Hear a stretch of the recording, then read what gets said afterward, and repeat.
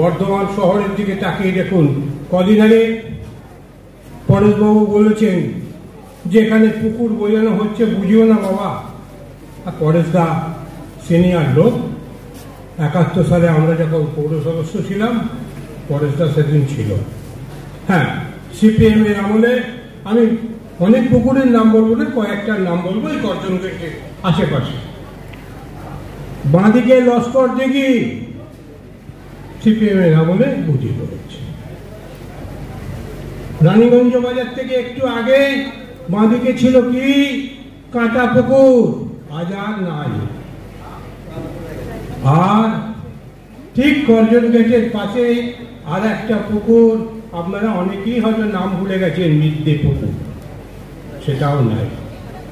কিন্তু পরেশবাবু, আপনার পাড়ার ওই অত বড় ঝিল, শশাঙ্ক ঝিল, সেই শশাঙ্ক ঝিল যে বোঝানো হচ্ছে, সেদিন বোঝানো হয়েছিল লস্কর দিঘি, এখন বোঝানো হচ্ছে ঢল দিঘি। 15 বিঘে ঢল দিঘি, 10 বিঘে বুঝিয়ে ফ্ল্যাট হয়ে গেছে, আছে মোটে আর 5 বিঘে।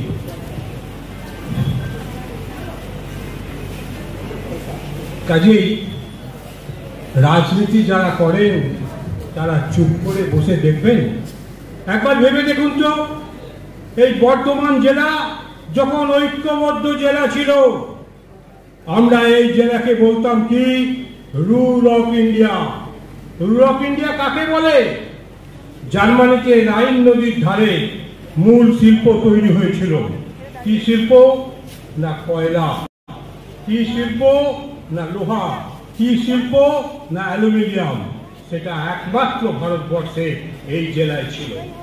এই জেলা বিভক্ত হলো, পশ্চিম বর্ধমান ওদিকে চলে গেল, পূর্ব বর্ধমানে কোনো ইন্ডাস্ট্রি নেই।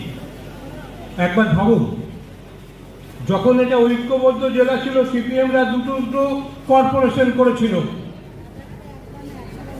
একটা দুর্গাপুর, একটা আসানসোল। বর্ধমান সেদিন সদর দপ্তর ছিল, কিন্তু কর্পোরেশন ছিল না। আপনারা বলতেই পারেন কর্পোরেশন করলে কি হবে?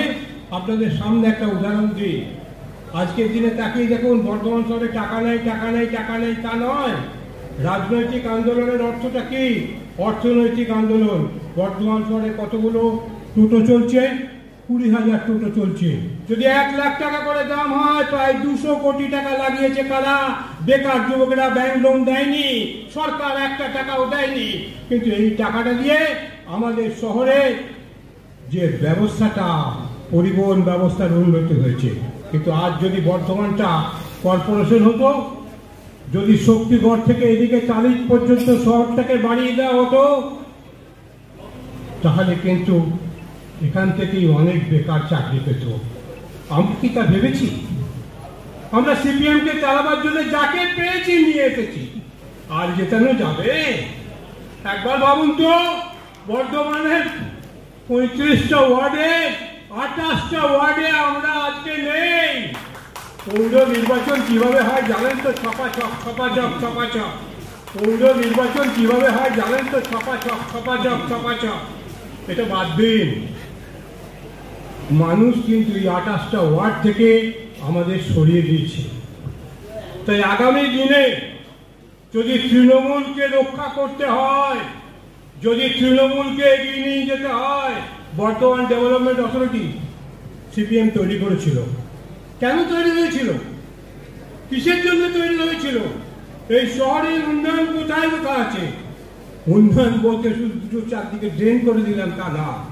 উন্নয়ন মানে বেকার যুবকদের চাকরি। কবে টাটা আসবে, কবে গোয়েঙ্কা আসবে, কবে আদানি আসবে, তারা চাকরি দেবে, তার জন্য আমরা আঙুল চুষব? আমাদের বেকার যুবকদের তাদের নিজের পায়ে দাঁড়াবার জন্য পরিকল্পনা কোথায়? সেই পরিকল্পনা কারা করবে? করবে যে রাজনৈতিক দল। আমরা যারা শাসক দল, তা আমাদের দলের এসব আলোচনা আছে না? আলোচনা কি? ওরে ওই বাড়িটা হচ্ছে, এক ফার্স্ট ফ্লোর হয়ে যাওয়ার সাথে সাথে কিন্তু আমার টাকাটা যেন পৌঁছে, আমার টাকাটা যেন পৌঁছে যায়। এই অবস্থায় আমরা যতই তৃণমূল জিন্দাবাদ বলে এই 28টা ওয়ার্ডের লোকেরা বলবে না বাবা, এদের আমরা ভোট দিতে পারি, দেবো না, দিচ্ছেও না। বিধানসভাতেও দেয়নি, লোকসভাতেও দেয়নি, আর পৌরসভার রেজাল্টটা না বলাটাই উচিত। তাই রাজনৈতিক আন্দোলন যদি আমাদের করতে হয়, আমাদের ভাবতে হবে